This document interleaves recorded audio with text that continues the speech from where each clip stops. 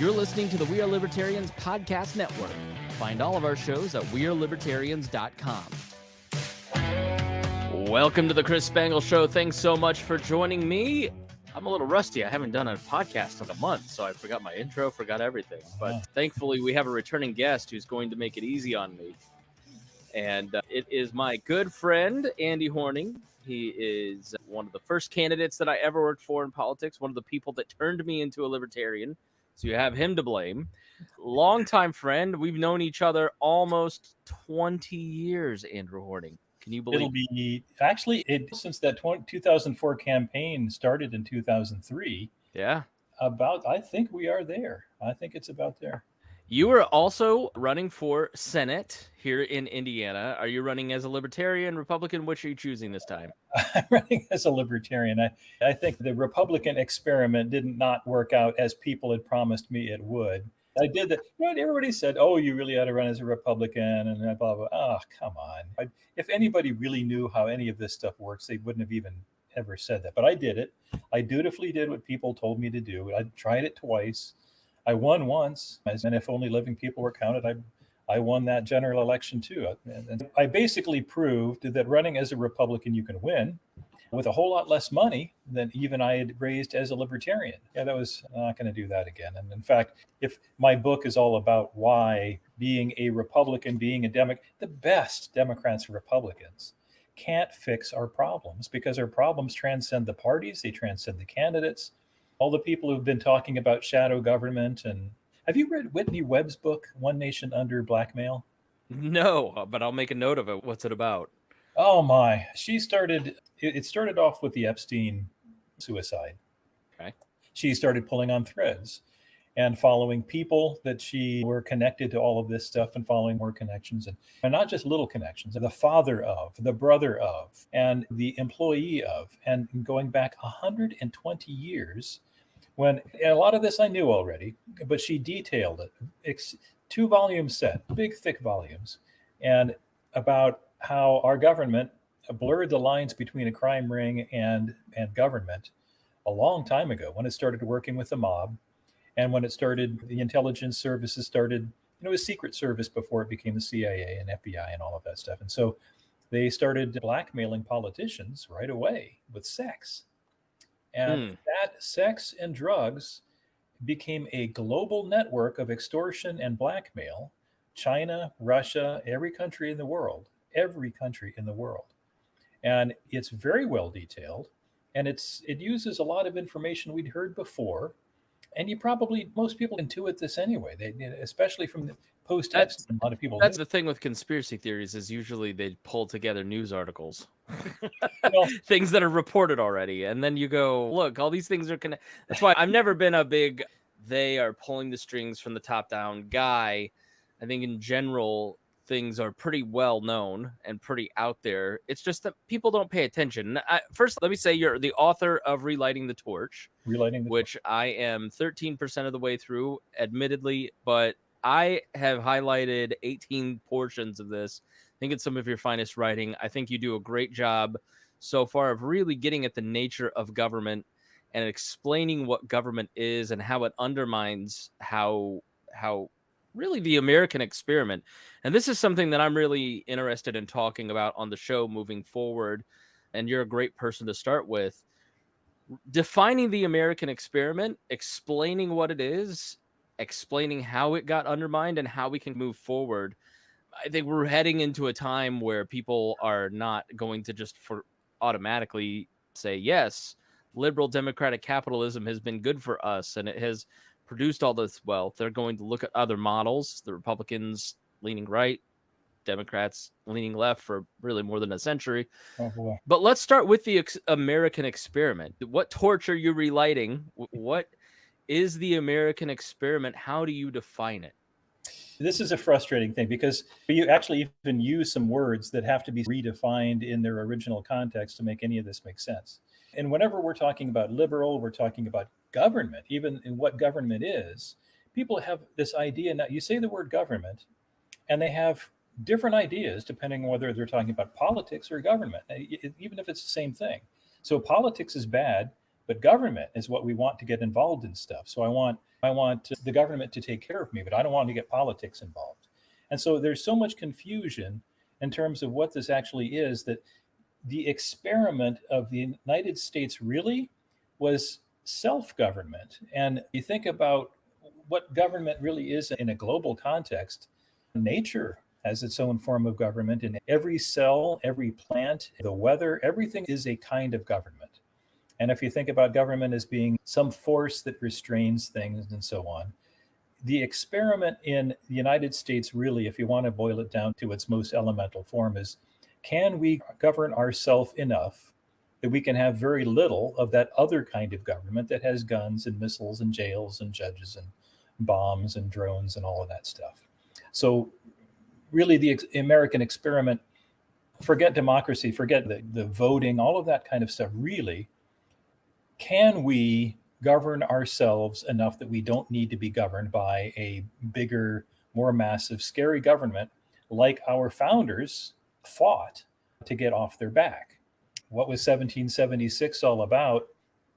People have a lot of wrong ideas about it. It really wasn't about taxation. In fact, they imposed their own kind of taxation right off the bat that was pretty onerous. They even came up with their own fiat currency, that the Continentals and wooden nickels and all kinds of stuff that turned out to be incredibly inflationary. They made lots of mistakes. They wanted to be self-governed. And if you read the Declaration of Independence, a lot of it was the king wouldn't let us have our own laws. The king wouldn't give us British law. He wouldn't give us what we were due as citizens of the crown. And there's only one mention of taxation in the Declaration of Independence, basically without our permission. And so the idea of self-governance was a big deal. And you read what Locke and all of these guys were writing about at the time, and a lot of it was related to the idea that we can trust ourselves more than we trust the king, more than we trust a central authority. So the American experiment, which you got to say by now has pretty much failed, was self-government and minimal, what we would call government today. So if the American experiment has failed, and the idea that man can govern themselves, women can govern themselves too, not to use gendered language, but I know they can govern themselves too. But it is, and I see the frustration in a lot of former libertarians, people who hosted libertarian podcasts maybe 3 years ago, who are now moving on to other forms of, we really need to control other people, because if we don't, the left is going to control us. Have you abandoned that sort of thinking, or do you still think that we can get back to a place where we can govern ourselves and constitutionalism is a worthy experiment of still fighting for? I haven't budged. So that's what my book is all about. So the sort of the structure of the book is, I say, what is politics? I define what a constitutional republic is and how it's supposed to work. How we went wrong, I spent a lot of time on that. How laws are supposed to work. I have a whole chapter on words and the danger of messing with words. And so all of this book is to try to bring us back to really the best ideas in human history. And the best ideas of human history are that, yeah, we can. It has happened in a few times. You look at the Florentine Republic, you look at the United States of America for a little while, in limited fashion, because it has to be said, we never did the Constitution as intended. We never, right from the beginning, when the ink was still wet, even John Adams was Alien and Sedition Acts. We've had lots of breaches of constitutional rule of law. But as Jefferson wrote, and I don't have the quote memorized, but something along the line of, the constitutions are here for us to use as the backstop against aggression. We may transgress these things from time to time, but these constitutions are for us to be a touchstone of what we thought was best in us and best in terms of self-government and the way to run a civil society. And if we use those constitutions in that sense, they're still there. The constitutions, Indiana and federal constitutions, are better than what we're doing. So even though they're imperfect, and I do in this book draw some, I have some pretty strong words about things that could have been done better and the things that were just flat wrong in the Constitution, but it's still the best thing anybody's ever agreed to. You can't get 15 people to agree to anything better than this. Given that this is already ours by law, and that everything else is fundamentally in breach of this law, and that we literally have a crime ring ruling over us right now instead, my hope, and let's keep hope and expectations in line here. My expectations are low, but my hopes are always high that we're going to come to our senses. And I see in the rhetoric of people anyway, as I've seen for some time, kind of a growing tide of people saying, I'm sick of this. Our government is out of control. These debts are unsustainable. All of this stuff is nuts. I think it's all corrupt. And in fact, we're seeing all kinds of, we're seeing corners and edges of corruption that really are pointing to much, much deeper problems. Yeah, it doesn't seem like we all disagree much on the problem. We just disagree on the solution. And some people, majority of people, seem to think that more government and more power and more allowing of, you define government being necessary for two reasons. I don't know if you can recall those to mind, but you know, what was that? I thought that was a great point. But once people figure that out, why do we go to a solution that's going to make the problem worse? What do you think that is with human nature? Yeah, that's a good fundamental question. And it hits at one of the things that I hear every time I run for office. And that I get done talking, I have a discussion with somebody, and it's not that often that I get to have a really good discussion with a voter, because you generally get, in political campaigns, you don't get much time. But when I do get a little time and somebody agrees with me and say, man, I agree with everything you say, man, I wish I could vote for you. There's this crux where what we say every day and what we do on election day are opposites. And so you've got these guys that say, I've got my M16, I'm going to shoot the government out of my way. No, you're not, because you're not even voting for what you want. And the fact that so many of us are voting on odds and habit and tribe, and tribalism is a strong thing with humans. It's just to be really idolatry. It's a shame idolatry and sin are like tied to like religious people think, oh, he's going to start talking about Christ and stuff now. You don't have to. The concepts are universal. The idea of sin in our experience is if we come up with our own rules, we're going to break them. Our own rules. We can make up our rules on the spot and we'll break them on the spot. And that kind of sin is very human. And the idolatry part, where you think about what we do with flags and anthems, and nobody goes into church and puts their hand on their heart, and you look at some idol and say, I pledge allegiance, I promise to obey this thing. Nobody does that. And yet we do that. Am I getting myself in trouble here? No, but I think we're at one of my questions for you, in my mind, founded the Tea Party. I know some may take exception with that. I think they're trying to recreate the magic. There was a property tax revolt over at the State House this past Saturday. July 4th, 2007, you hold this rally with 500 people that show up to the governor's mansion protesting property taxes. It ends up setting off a revolutionary summer across the state of Indiana because property taxes had doubled, tripled, quintupled in some cases. And it became a flashpoint in a mayor's race in Indianapolis, and this no-name Republican ended up winning. And the well-funded Democrat that was a shoe-in ended up losing, which some people think that may be happening again here in Indianapolis. Our friend Abdul ran for mayor, unfortunately did not hit the mark in the primary, thanks to a guy that spent $3 million.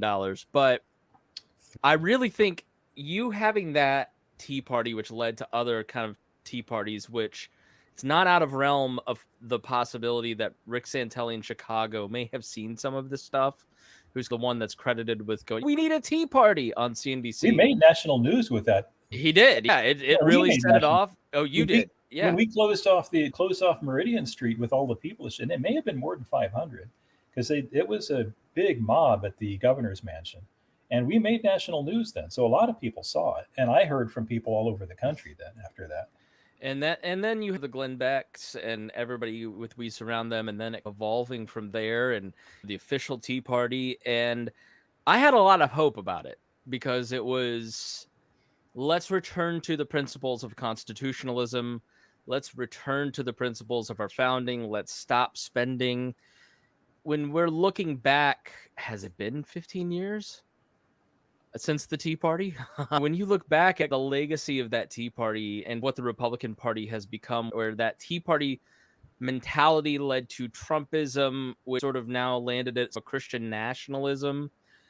I think that's where you were going, right? And I have some of the same concerns in the melding of Christianity and conservatism and confusing that idolatry of trying to get America back to a Christian nation instead of the true purpose of Christianity, which is to save people's souls, to get them to heaven through Jesus Christ.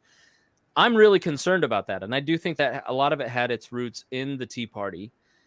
And I think it's also, so I don't know what my question is. I'm just making an observation, because one thing that I think when you ran again in, was it 2010? Hell, pick a year and I'll hit the number. But you could go to Tea Party rallies and you were speaking the same language as a lot of those people. You were speaking like I was, from a Christian perspective, but libertarianism that didn't try to force its morality. And that seems to be fundamentally different where the state of Indiana is. How have you worked through that, and where you think that'll play in Indiana and how that'll work out, considering your message hasn't changed?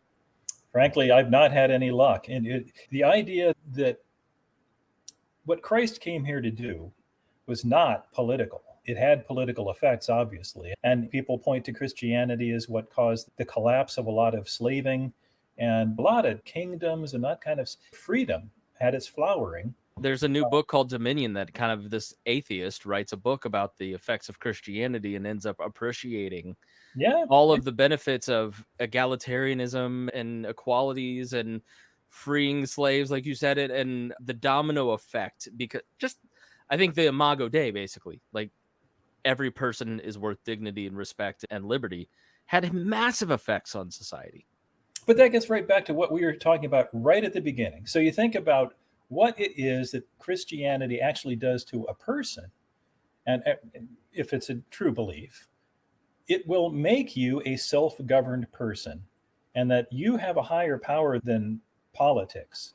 And you're looking to a better end than soup and Social Security and single class basketball or whatever. You think, what Christianity did, putting it in the context of the founding fathers, a lot of the founding fathers were not Christians. And as Jefferson cut up the Bible and made up his own, literally cut and paste, that's kind of bizarre. Get these miracles out of here. Yeah. And George Washington even left before communion. So there's a lot of debate whether the founders really were Christian or not. A lot of these guys probably were not, and a lot of them were deists and so on.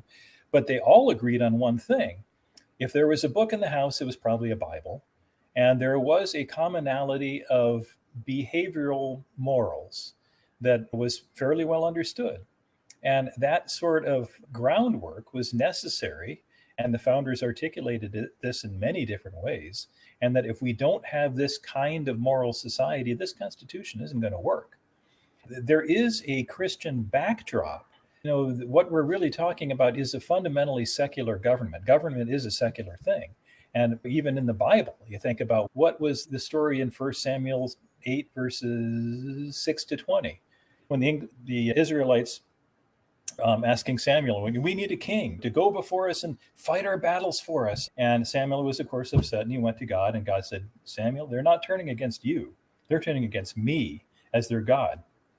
So go ahead, give them a king, and tell them what comes along with a human king. And then there's that long litany of, he's going to take 10% of this. He's going to take your sons and daughters and make them go before his chariots and be his slaves. And big, long list of things that come with a human king. And did we learn from that? No, we didn't. And you think, what are the best examples of kings in the Bible? David, who had a guy killed to get his wife. So the idea that we're supposed to have, in fact, I guess I should mention too, it bugs me how many people think that the tetradrachm, or the tribute penny story of the Bible, where Christ holds up a coin and says, give unto Caesar what is Caesar's and what is God, and give unto God what is God's. It's obvious when he's holding up this Roman coin, it had these deified, one of them was a newly deified Tiberius Caesar on one side. And Christ might as well have been saying, I got your Caesar, or I want him. And what does the whole Bible say belongs to God? Everything. So that's why the Pharisees turned away without anything else to say. When Christians so numbly give unto Caesar everything and say we need government to do God's work because God is not really able to do this stuff that we can do with missiles. We need to get involved and have this. No, that's not how this is supposed to work. So fundamentally, what the Constitution is all about is a leash on secular power, not in any kind of going back to the judges sort of order, but at least with the understanding that we were supposed to be a moral people, and that's a difficult thing to define, I know, and all laws legislate morality. That's just a fundamental thing, that whatever the current government is, they've got their own idea of what morality is. But the founders' idea was there is a specific form of morality that was necessary to make the constitutions work. And that specific form of morality was not like what we have today. If you see something, say something, snitch on your neighbor, do this kind. No, it was if your neighbor's barn burns down, you're going to help them put it back up again. If you see somebody who's hungry, you are going to help them out. You're not going to ask the king or your governor or somebody to take money from everybody. And this, it came up many times in the early United States. And in fact, we had basically the model for, I don't know, like a pre-Obamacare right from the very beginning, when we had a service, the beginning of the National Health Service that was for the Navy, for people in the Navy. And there were debates on how far are we going to let this go? Are we going to extend this? They didn't call it welfare back then, but are we going to be taxing everybody for the benefit of a few? Are we going to start doing this thing?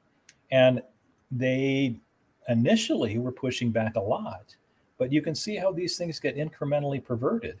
And similarly, like with the 18th Amendment, that was the first time our government ever had constitutional authority to deny the ability to manufacture, what was the actual wording? Manufacture, transport, and sell intoxicating liquors. And it was only intoxicating liquors. It had nothing to do with consumption. It didn't say you couldn't consume it. It didn't say you couldn't buy it. And that was the only time our government ever had that authority to ban the manufacture, transportation, and sale of anything. The 21st Amendment removed that. Even when it comes to intoxicating liquors, which was all that 18th Amendment was about, we added, during the time of Prohibition, we added that no, you can't buy this stuff, and no, you can't drink it. And by the way, we're going to poison alcohol supplies, and we're going to kill 10,000 of you as a result. These things get added on. And then when the 21st Amendment wiped out all of that authority, suddenly government has the authority to regulate the sale of cabbage and shoes and everything now without amending the Constitution. So what happened was, once we started taking liberties with the wording of the Constitution, where the 9th and 10th Amendments are really fundamental to our understanding, a proper understanding of the Constitution, where we have all rights that are not specifically taken away. But the 10th Amendment is very clear in saying that the government has no powers that are not specifically granted. So where people are now saying, Constitution doesn't say I can't do this. No, it does say you can't do that, because it never said you can. And that's right. That's a fundamental screw up that we made a long time ago, where we started thinking that if the Constitution didn't say something, that there was something vague about it. There's nothing vague about it. If it isn't in there, it's forbidden. And that's even in the Indiana Constitution's Article 1, Section 25 is a little bit peculiarly worded, but it's very clear that no law shall be passed, the taking effect of which shall be made to depend upon any authority except as provided in this Constitution. I like the way that wording works in the Indiana Constitution, even though it sounds a little funny. It makes it clear that passing a law does not grant authority. The authority has to be there first, and the authority comes from the constitutions. And if the constitutions are not amended to grant the authority to write that law, it's not law. And so we are now in this absurd position where our legislators are not even writing most of our laws. It's mostly unelected bureaucrats. Yeah, it's corporations, it's lobbyists, it's it's you know, college 30 times as age much kids law. who are working in congressional offices. Yeah, but 30 times as many laws are written by FDA, CMS, that these executive agencies. So bureaucrats, we don't even know their name. I've worked in healthcare pretty much my whole life, product development mostly, but clinical too. And this industry doesn't have that many laws that are written by legislators, actually. Almost all of it is CMS, FDA, all of the health regulating agencies that tell us what things we can build, how much it determines how much it's going to cost us, of course, too, because there are so many regulations on making medical devices and medical software. And that's why we've lost a lot of jobs to overseas, where most health companies and a lot of the software is in the Netherlands, it's in Italy, it's in places that have lower productivity. And we used to think had a more socialist government that they have less regulation than we have. Until recently, until the EU came out with their newest regulations, we were in a serious deficit with Europe, even when it comes to the ability to bring products to market. And this is all in breach of the Constitution because our government, as I just said, once the 21st Amendment was gone, our government has no constitutional authority to in any way affect the sale, transportation, consumption, any of that stuff of anything. It just was never granted. Even when they're talking about what goes on between the states, that was assumed to be court cases. When you think about abortion, that somebody goes to another state to get an abortion, if there was a dispute and it was between states, it would be handled in the courts as an individual case. And it would be adjudicated and judged and sorted out one way or t'other in court, not in legislation, because there is no authority to do this by legislation, but the authority to adjudicate is in the judicial branch. And we don't understand that design because most people have not only not read the constitutions, we've been lied to about what they mean and what they say and who's got authority over them. And constitutional scholars, putting air quotes around that, they're always talking about court cases. They don't talk about the Constitution's words. So they say, the judge said in 1936 that this yada, and therefore, no, that's not the way it's supposed to work. We, the people, are supposed to own the Constitution. Yeah, we've ended up in a Byzantine-like state with just too many different moving parts and pipes, and yeah. Hey, we need with our custody situation. Hey, we have a question. We have this idea. We'll get an answer back to you. It'll cost you $600 because we need to go look up all the different statues. And you're just like, I guess what are like the first couple steps in getting back to relighting the torch and getting back to a place where this system works again? I'm making that presumption that I think you and I both probably think that it can be reformed, and I'm not a catastrophic libertarian who's just like, look, let's collapse it all. People will just magically choose liberty if we just collapse the entire system and deflate the dollar. But I take the Eugene Debs view that 100 years from now, we can move society back, just like Eugene Debs in 1910, 1912, 1908 had these ideas, and we can implement these 3 or 4 things and 5 things, and here's my 10-point plan. And lo and behold, Barack Obama fulfilled most of his vision if you go back and read his speeches in 1912. I look at the long game, and I think we can move that direction. So if you were to put your Eugene Debs list together, and maybe it's written in the book, like I said, I'm not there yet. Fantastic book. I recommend it. I just am a slow reader. What are those few things that we need to do to get society reoriented? Actually, my last chapter, other than the conclusion chapter, is all about how do we fix this. So I've got a whole bunch of proposals, things that that we should be doing. But fundamentally, what do we want to do? If we want constitutional rule of law, it's actually very simple. It's crazy simple because the laws are already there. That's what's legal and everything else is illegal. We have the power of peaceful revolution. Nobody ever puts it in those terms. They say this is about hiring politicians. No, it's not. There are politicians everywhere. They don't have elections. Politicians are like gravity. They're just going to come. They're going to pop up more like weeds. They're just going to pop up. And it's our job to cut them down, pull them up by the roots, and do something about it. We're supposed to be firing these guys. So elections are about the power of peaceful revolution so that we don't have to have that other kind of revolution that our founders had. We think in the simplest terms, we are not voting for constitutional people at all. Nobody, even the best Republicans right now, like Thomas Massey or Rand Paul, none of them have done anything like, we're going to, like in my book, I have ideas for like sunset resolutions, constitutional restoration, where everything is not constitutional. You have 10-year sunset, it goes away. And you have to vote things back. Everything is going to go after 10 years. And then the idea that we're going to have resolutions that even say, hey, we're going to do the constitutions. We haven't done that. And I guess maybe I should just read. Let me get to this first. Let me bring this up. Because it's really simple, but we have to want to do it. And we have to vote for people who would do it. And this could work at the state level or the federal level or both. Well, it should work at both. You can get Andy's book. I'll pad for time here. You can get Andy's book at Amazon. That's where I got it. I got the Kindle version. You can also buy it on paperback version. And he's working on an audiobook version, which I'm very relieved about. I love a good audiobook. And I got a hardcover version too. Yeah, a hardcover too. All right. Look at you. You also just wrote another book, which was a fiction book. Yeah, that was before that. So my first book. And that's all about what a peaceful, wonderful anarchy would be like. So check that out when you're purchasing all the Andy Horning books. But did you find the section? I did. All right. I did. This would be a federal resolution. You could do the same thing in this state. And it's short.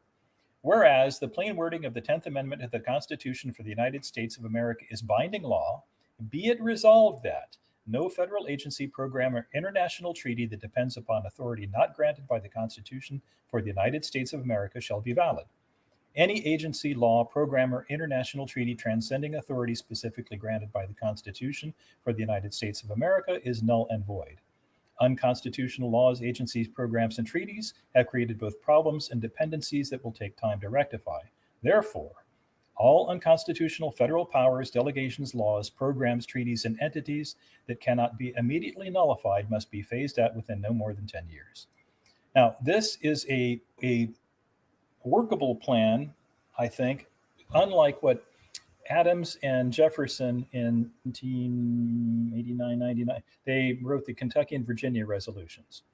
And they were similar to this. They were basically saying, we're going to dissolve the Union if you don't back off and stick to the Constitution. Article 1, Section 1 of the Texas Constitution is very plain. And that they basically are saying, we're going to be part of this Union only as long as a Republican form of government is, I don't remember the wording, but basically is in all the states. So it was known early on that nullification was the solution and that was the remedy for an unconstitutional government. Our founders wrote a lot about that, especially the people, the anti-federalists. At the state level, federal level, that hasn't been done since Jefferson and Adams. Nobody has actually even said, let's go back to the Constitution. And here are the words that we need to say to do it. So this is a resolution. I've also got an amendment that we could propose to put in there. The idea is we first have to want it, and then we have to vote for people who would give it to us. It's just like when people are asking for term limits and say, I'm going to vote for this incumbent who's been in there for 47 years because he says he's going to give me term limits. No, he's not. That's the funniest thing about Republicans is that in the Tea Party, they're like, yeah, term limits. Now, Thomas Massey ain't quitting. Rand Paul is not retiring. I'm glad about that, but I'm just saying, remember those pledges. I've got the Tea Party books. I'm going to read them this summer and see where we're at 15 years on. And it's really just, we get what we vote for. And you know how I feel about election fraud. It happens. And even LBJ's Box 13 scandal, 200 people voting in alphabetical order for LBJ. It happens. And these things are known. People go to jail every election cycle for election fraud. It happens. But you ask voters how they vote. And in general, you can see very plainly that we have what we have chosen. And we could choose different anytime we want to.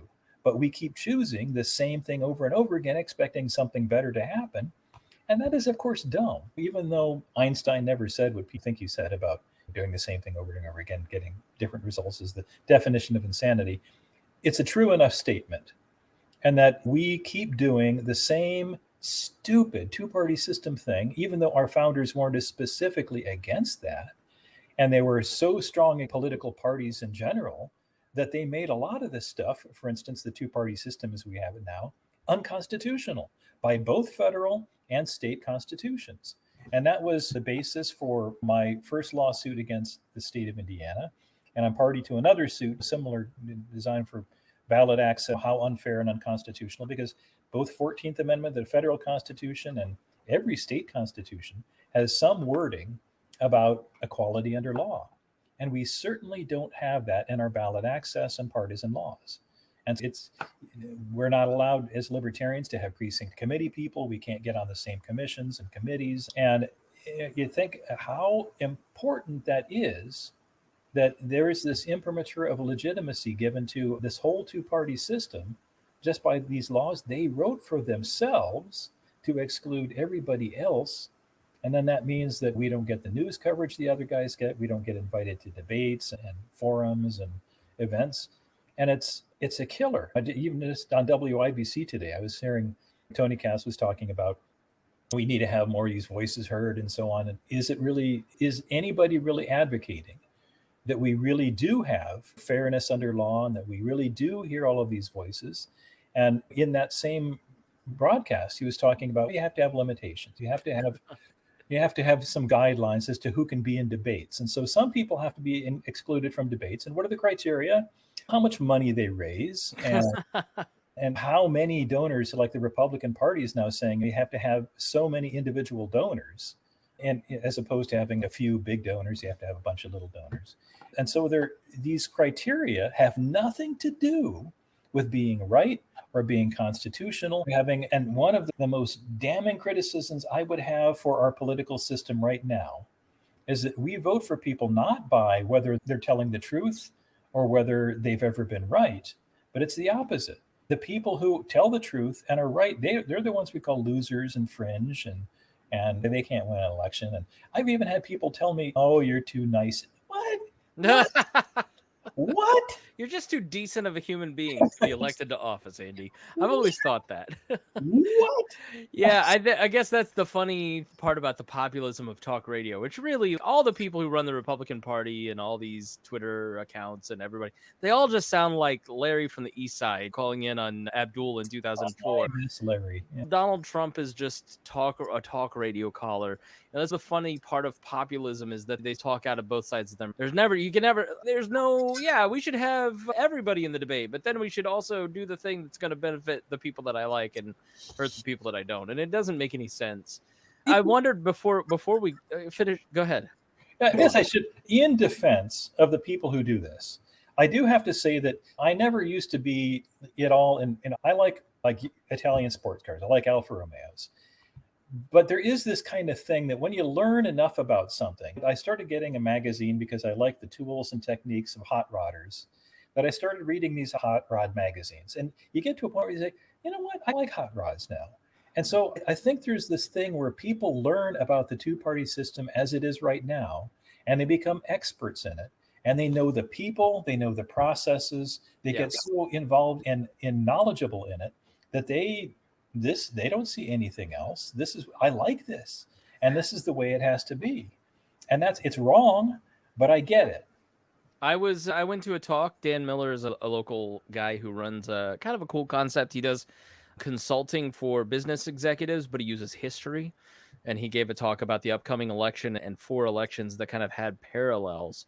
And he talked about that 1800 election with Adams and Jefferson.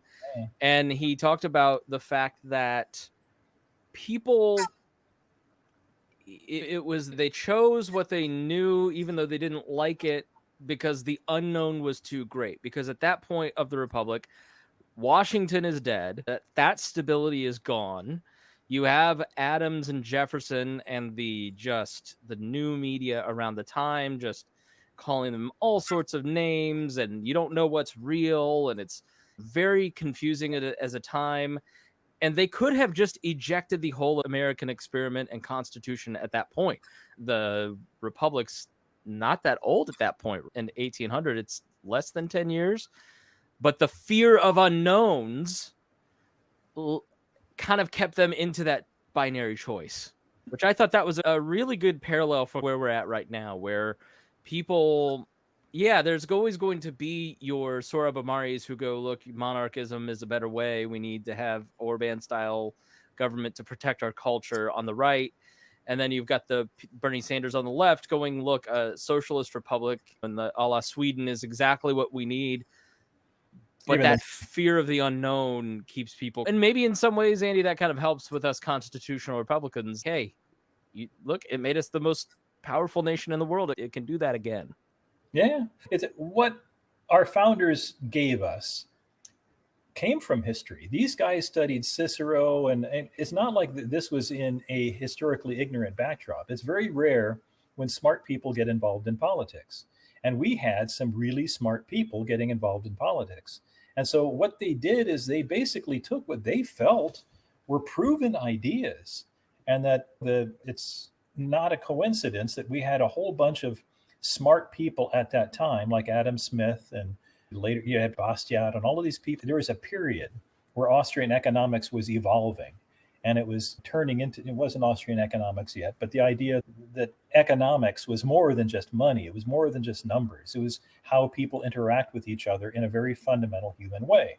The way we make decisions, the way we evaluate any transaction.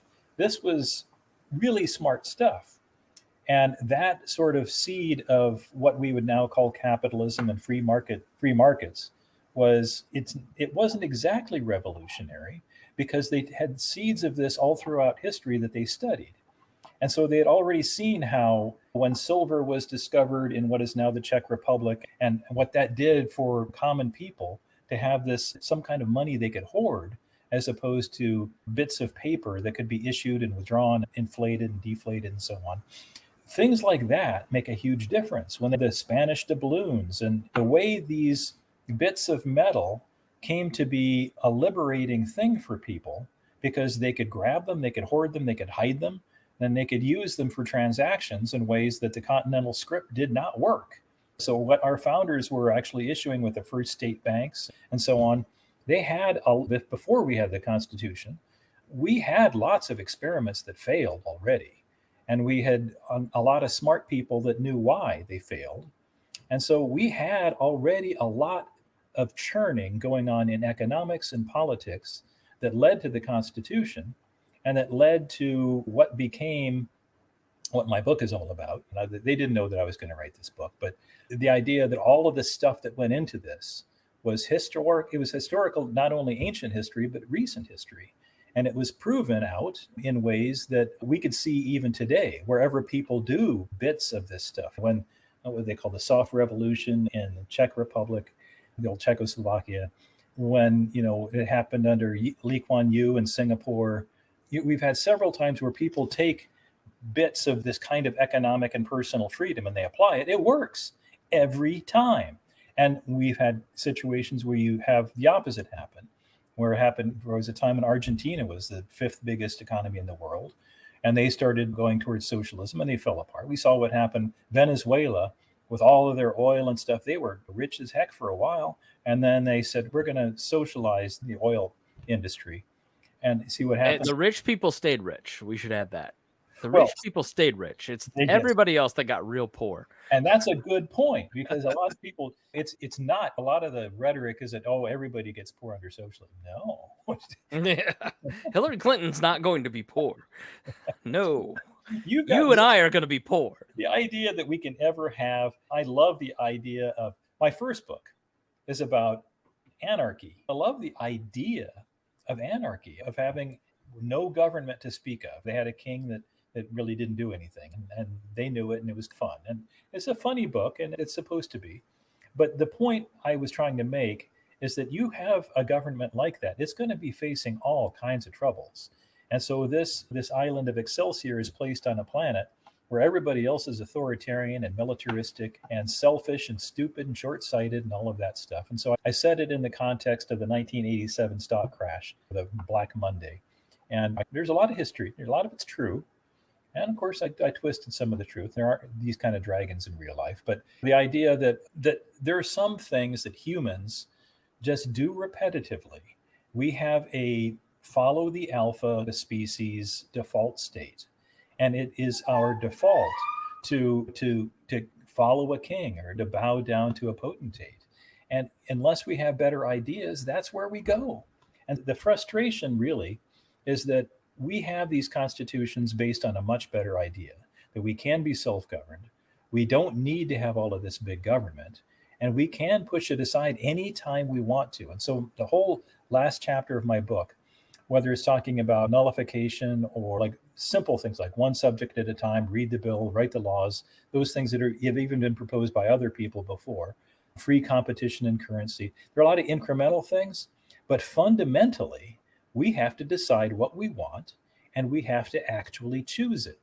That's where things go off the rails, because anywhere you look in social media, you will hear people saying, we need to make these politicians do this, and we ought to have a law that, and that we should make politicians eat dog poop. No, you're not going to do that. You're voting for people that do exactly what you say is wrong. And as long as you keep voting for all of this stuff that's bad, you're going to get bad. And it's simple, but we don't want to, and I suppose it's natural, we don't want to admit we've been screwing up. We don't want to admit that what we do actually matters. We don't want to be responsible and accountable for our choices and the fact that we have not been making wise ones.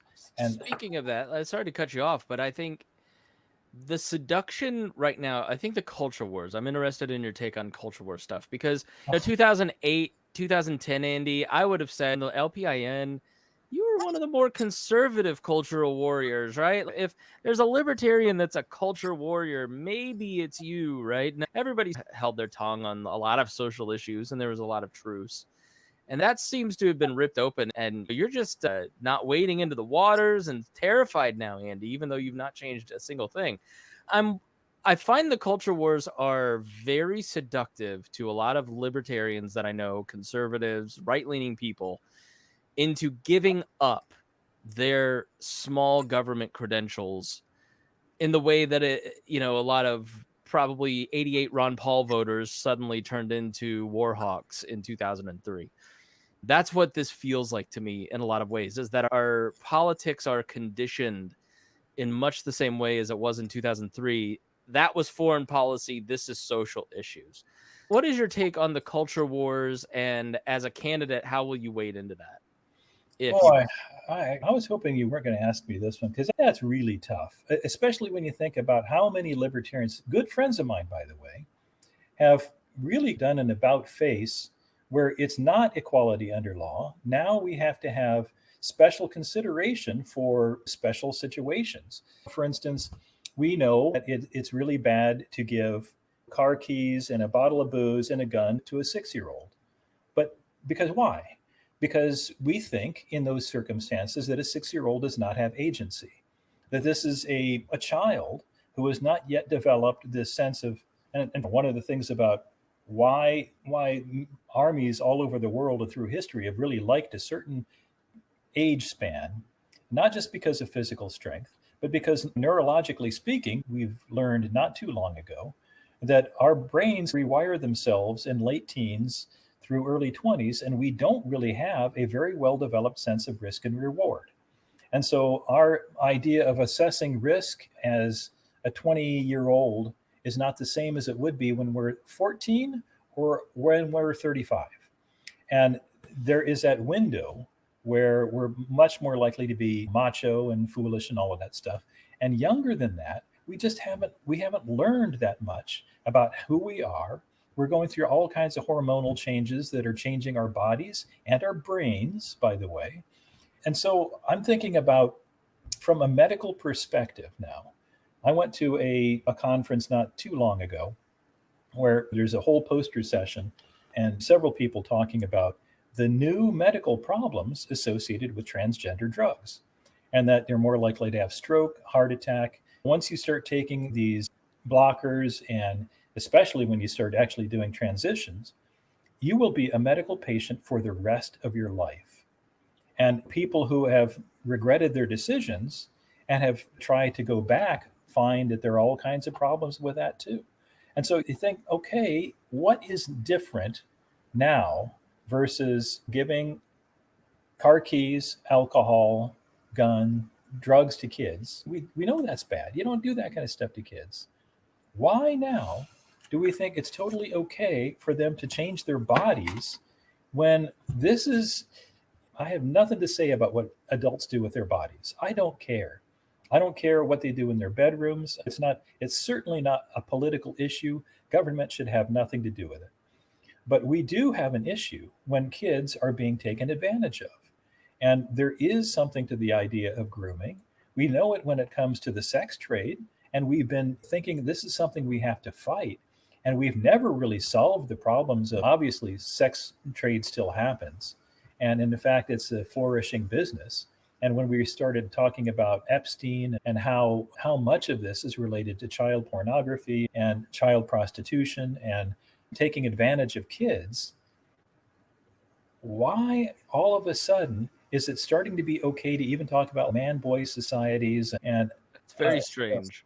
And I have a preference for young people. What's wrong with that? There's a lot wrong with that because we're taking advantage of children who need to be protected. And so when we're talking about the valid roles of government, there are not that many things that government should do at all. One of them, I think we should, even in terms of environment, our government should protect unowned shared resources like a creek, air, things like that somebody could pollute. They can dump chemicals into a stream and ends up going to somebody else's property. That's bad. But children are a special resource that have a tendency to be abused and have always had a tendency to be abused by parents even. And it's a shame we have to think that way because in most respects, I would like to be able to leave people alone in their families and in their homes. But when kids are getting abused, that ends up being a cultural problem for everybody. And that's where, when we're talking about some of what's going on in our culture wars right now, and especially like in I was going to say public school, government schools. Spoken like a dad that homeschooled. Yeah. And there's a reason for that. We didn't know how bad it was getting until it was really only Hark when he went off to college and he started reporting back what he was being fed in college that we're like, I had no idea. And there have been so many things I predicted for years. And this, I didn't like a Cassandra for many years saying this is going to happen, this is going to, yeah, and all these things happen. This is something I did not predict.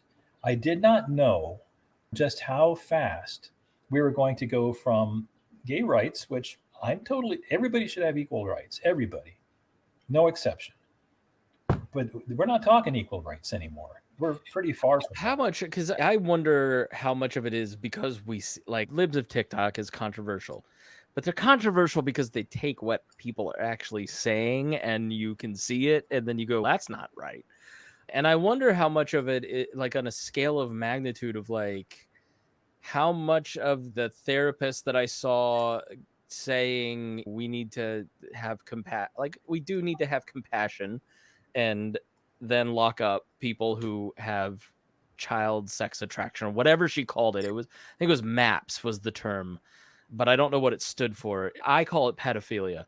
Yeah. But it was this therapist who works with that population who's trying to normalize the idea. I can't imagine that's a mainstream thing at any point. And the argument that we have a lot of debates in our group chat because I'm trying to work this stuff out and how do we talk about it in public and have reasonable conversations with it. Like, to me, children are just a line, right? I am the third person in history to host a podcast about transitioning with Creating Maya with my friend Maya when she transitioned.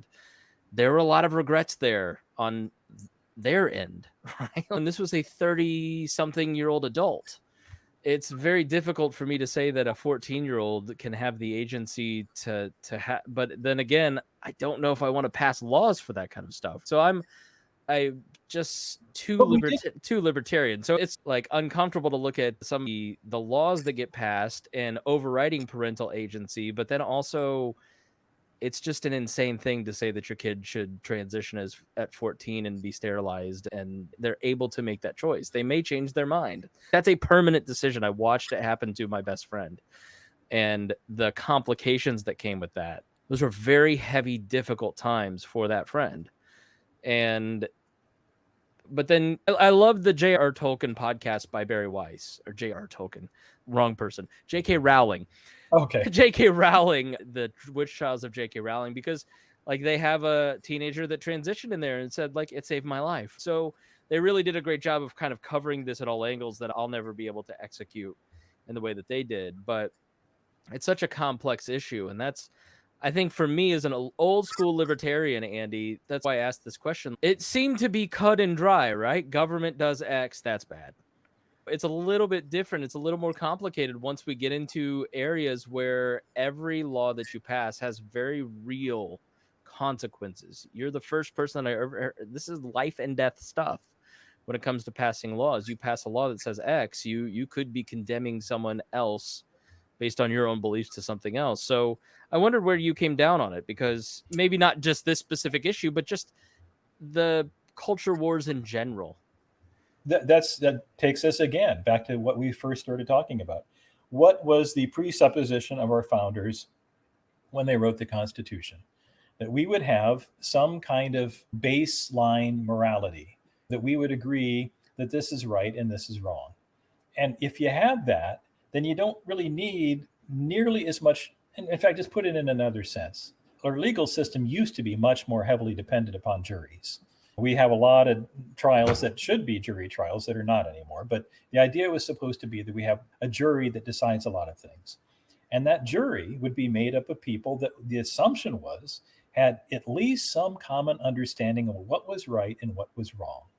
And we know from history that juries have often been horrifically wrong, especially during the Jim Crow and slavery eras, when there's no excuse for what happened in a lot of cases in American history. And that's what makes it difficult. We've never done it. And when it comes to something like this now, when we're talking about the difference between a few years ago when, and it was just a few years ago, when we were talking about accept who you are. You know, if you're, whatever your situation is, if you're bald, fat, ugly, stupid, whatever, you should be able to be an individual to yourself and appreciated by yourself and by others for who you are. And you think about how we feel about dogs. I love dogs, but I don't want to kiss one. And it's not like they're not human. They have their own thing, and they're loving and they're loyal, and they live every day like it's special. We don't do that. And they greet you in a certain kind of way and all of this stuff. And so we think of dogs in a way that I wish we could do with humans, and that we could appreciate each other. We could like, yeah, I like you. You're not like me, but I like you. Yeah, I think what you're saying is we don't have the tribalism for other animals like that we do for humans, who aren't animals, who have the image of God built within them, but we have this anger towards other people that we just don't quite have for a dog. Is I think what you're saying, right? And that's where I was going. And it's a difficult concept, because what we're really talking about is a very fundamental aspect of humans, where we judge each other, and we have to judge each other in certain respects. So if you're in what is it that makes us scared when we're in a dark alley and we see somebody coming towards us? We make snap judgments about what somebody looks like. And if they've got a lot of tattoos and piercings, we're thinking, oh, this guy's a mess. Or if it's a big, tough looking black guy, we start to get afraid, because we have this stereotypical image of what big, black, strong guys are like. And all of this is unfair, and yet it's very human. And in a jury, where a lot of court cases are decided still, we're still dependent on what people think in terms of appearances. And I've heard these things in this trial. He's had a rough up, and so I'm going to make the following conclusions based on that. And we're often wrong. So when we're talking right now about what our cultures, there really isn't much of a culture war on each side. So we've divided ourselves up.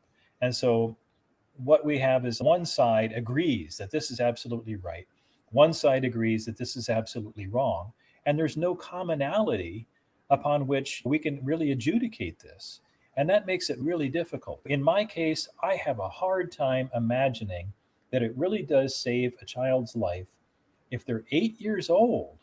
And maybe when they're in their teens and later, I don't have an age bracket that I can actually work on and say that this is science. But I can say from science that just in terms of the way human brains work and the way hormones work, that 8 years old is too young to be making decisions that are going to change your body for the rest of your life. You haven't started to know about how many tomboys grew up to be very feminine women, how many boys that played with dolls ended up being macho men. You don't know. These things can be very malleable. So this is because I go back and forth on it. We go back to the principle of self-government, the Constitution and self-government kind of curing us of these culture war issues. And I know this is controversial to say, but what about trusting a parent? I know there are examples of people fast tracking their kids through transition surgeries. I know, but that doesn't seem to be the norm. What about trusting experts at Johns Hopkins University and therapists that work within these therapists? And yes, I know therapists that work in these populations are biased and maybe not pushing back as much as they could. But at the end of the day, where is the line for you and I to get involved through government force in making decision for other people? Isn't the kind of the concept of self-government is you've got to trust that other people are making good decisions Absolutely. for these things. And that's where this is difficult. Because as a federal politician, it's easy. That's why I like running for federal office, because I could generally say, I'm staying out of this. It's not my business. That's not a federal issue. At the state level, things can get a lot more tricky. And even at the local issue, when you're talking about where these cases are actually judged. So if a child ends up in school with bruises all over their body, it's often the school district, local people who end up making decisions about whether this is right and wrong. And I think that's where it really ought to be.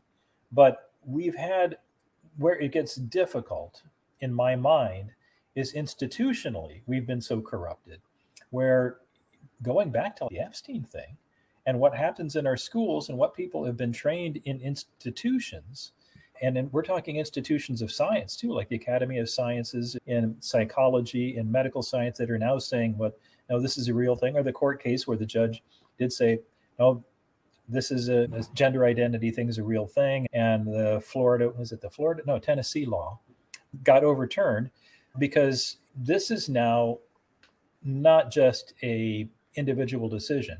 This is entire agencies of both government and like quasi-government organizations that are working with government schools that have decided that this is a thing and that we're going to teach kids this stuff.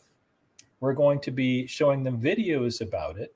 It's not. Yeah, they've made the moral decision. It's like you can't legislate morality, but you're legislating your morality, and then saying our side can't legislate our morality, but you're legislating morality. So it's an insane position. I've often thought it from trying to be sympathetic. I do understand how a lot of movies show like men and women kissing in public. And in fact, one of my favorite movies I rewatched not too long ago, Forbidden Planet, it had these 1958, and all of the men were like macho. And there's one woman in this movie, and they're all kissing on this girl. And it was like 1958. There is an entirely different idea about what's appropriate for men and women to do. And it seemed appropriate for men to grab women and just give them a kiss. And the woman was supposed to think, oh, okay, I'm a woman. Look who I work for. The Me Too movement has been largely good for my workplace. And we have adapted from boobs and beer to making fun of each other in a way that respects everybody. It is. And so I get that. I get the idea that we have never done anything correctly, ever. As a species, we screw up everything.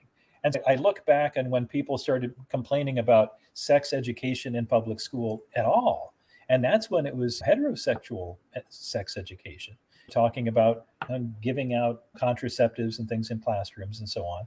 And people thought, wow, what a slippery slope this is. I don't know. We've never done anything correctly. And that one of the things I say in my book, in fact, is that's just the way we are. We keep screwing up. Nothing lasts forever with humans. We have a 100% failure rate when it comes to our governments. And that's what frankly, the Constitution was supposed to be, that touchstone where at least we would have a legal framework by which we could say, federal government isn't supposed to do this. So the federal side is easy. What does the state constitution say? And a lot of state constitutions have gotten so badly twisted that it does become a lot more difficult. Like, for instance, a lot of the constitutions written before the Civil War basically were written in such a way that in order to become states, they had to say, we will never leave the Union. We submit ourselves to you. And some of it's horrific.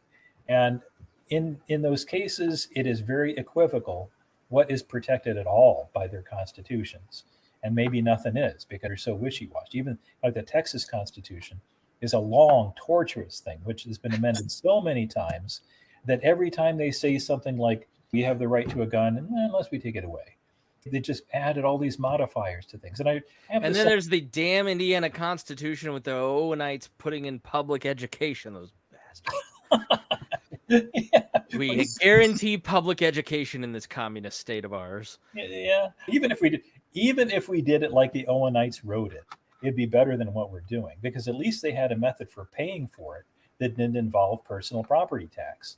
And there was supposed to be a common schools endowed fund to keep the schools running. So all of this stuff, if we did even the state constitution, which I got to say, Indiana's constitution is one of the better ones. It's not quite as fiery and cool as like Tennessee's, for instance, but nobody's doing their constitutions. And that's where you think, what is the fundamental touchstone for any of this, whether it's legal or whether it's moral? Because you're asking me about moral stuff that I don't like talking about, because I don't know. I guess I have enough understanding of my own failings that I know that my judgments on this are going to be based on, I was born in 1958. I'm an old. I think I identify with that a lot. Like, it's how do you know what's right for other people? You can't be totally sure, and you know how impactful it can be, but at the same time, you want to make sure there's justice. But whose side of justice, right? I have no cotton with, or whatever the phrase is, right? Like with the current thing. That's a trendy thing to say. Oh, it's the current thing to support this. And I live in a neighborhood where June is outdo your neighbor with your flag month. And it's just every June has been like a new flag to one up the other. Fine. Live your life the way you want.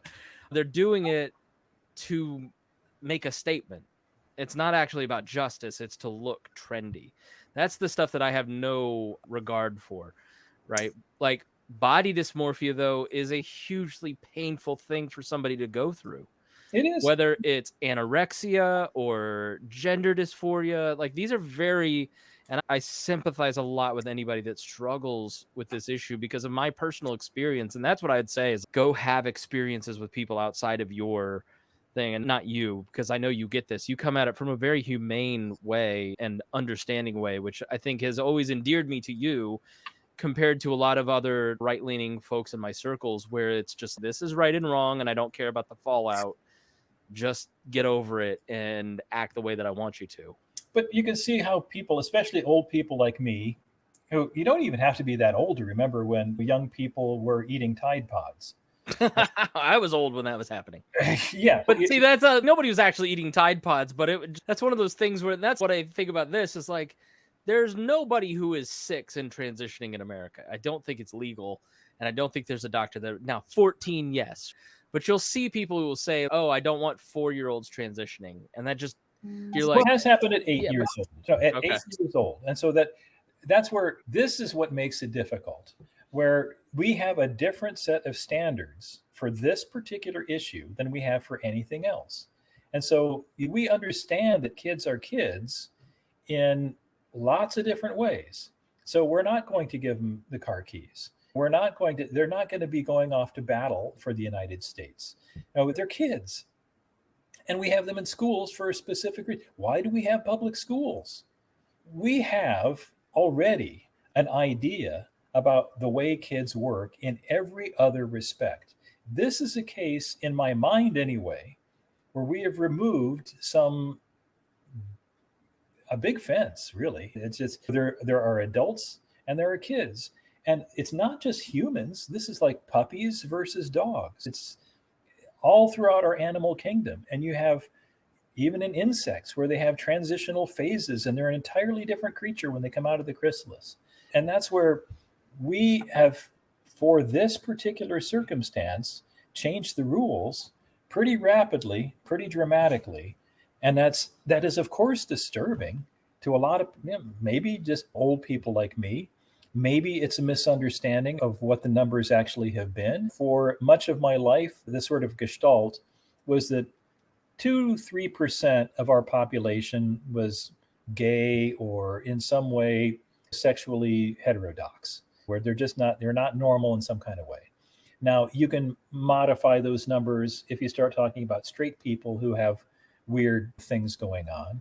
And maybe if you want to get granular about it, nobody has the same sort of sexual preferences as everybody else. And maybe it's just so granular that we have no business even trying to assess such things, because as much study has been going on, a lot of it has been bad studies. Even at Indiana University, the Kinsey Institute, a lot of that research has been discredited and called corrupt.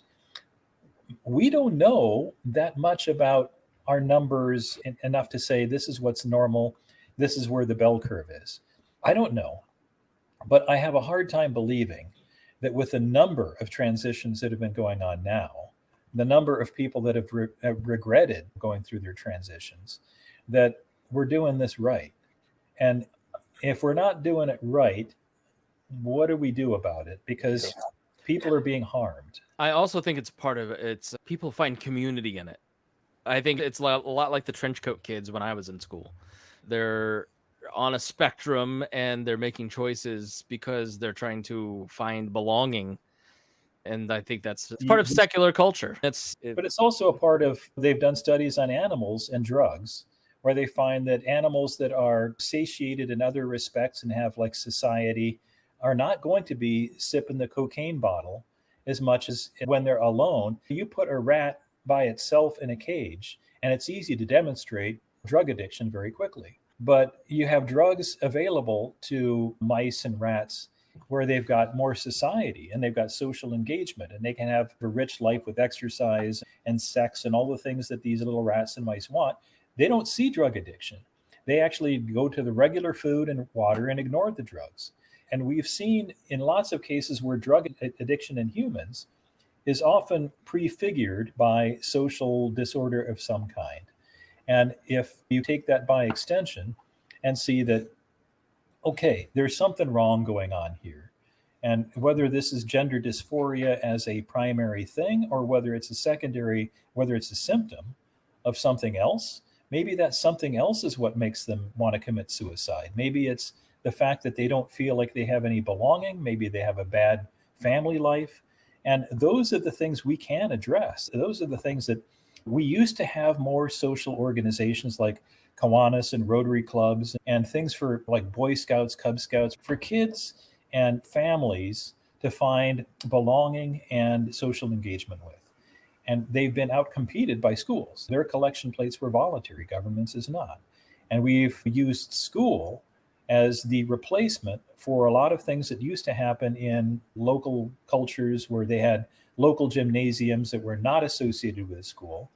So you didn't have to be in school in order to play basketball and football and all of that stuff. And we've concentrated and centralized an awful lot under political umbrellas where I think we should have not.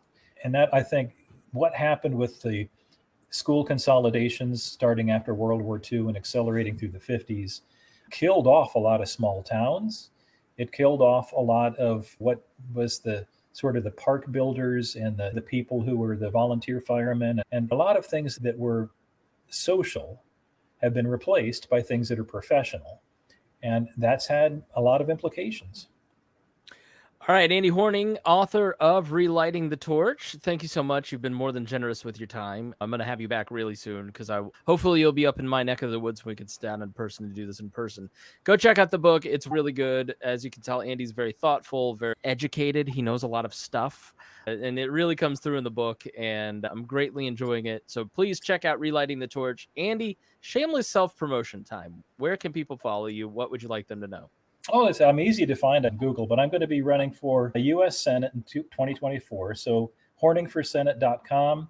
And of course, my books are available on Amazon. So if you look for either The Truth About Excelsior or Relighting the Torch on Amazon, you'll find them there. And it's double Kindle points day, so I got Excelsior while we were talking. Thank you, Andy Horning. I appreciate it. Thank you. It's been great. I will see you soon. All right. Thanks so much for listening here on the Chris Spangle Show. We appreciate you. Please share this if you learned something, if you found it interesting. That's the best way that you can help me and my guests grow and continue to spread the message. Thanks for listening here on the Chris Spangle Show.